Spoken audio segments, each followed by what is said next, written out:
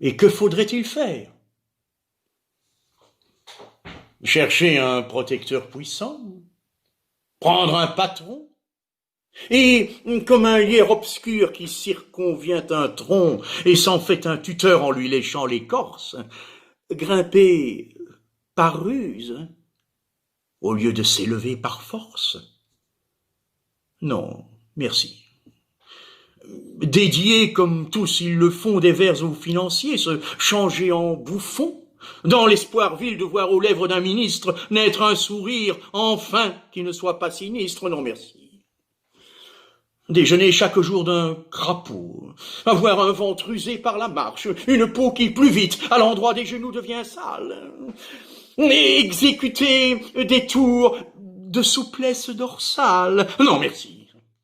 D'une main flatter la chèvre au cou, cependant que de l'autre on arrose le chou, et d'honneur de s'aîner par désir de rhubarbe, avoir son encensoir toujours dans quelque barbe, non merci. Se pousser de giron en giron, devenir un petit grand homme dans un rond, et naviguer avec des madrigaux pour rames, et dans ses voiles, des soupirs de vieilles dames. Non, merci. Chez le bon éditeur de Cercy, faire éditer ses vers en payant. Non, merci. Sans les faire nommer pape par les conciles que dans des cabarets tiennent des imbéciles. Non, merci.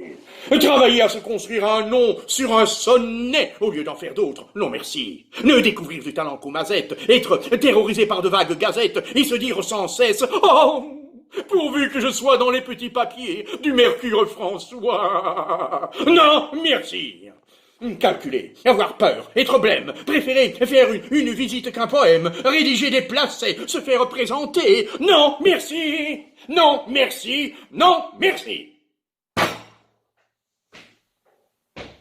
Mais chanter, rêver, rire, passer, être seul, être libre, avoir l'œil qui regarde bien, la voix qui vibre, mettre, quand il vous plaît, son feutre de travers, pour un oui, pour un non se battre, ou faire un vers, travailler sans souci de gloire ou de fortune, à tel voyage auquel on pense, dans la lune, n'écrire jamais rien qui de soi ne sortit.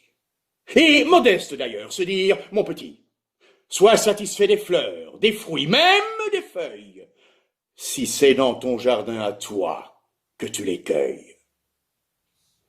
Puis, s'il advient d'un peu triompher, par hasard, ne pas être obligé d'en rien rendre à César.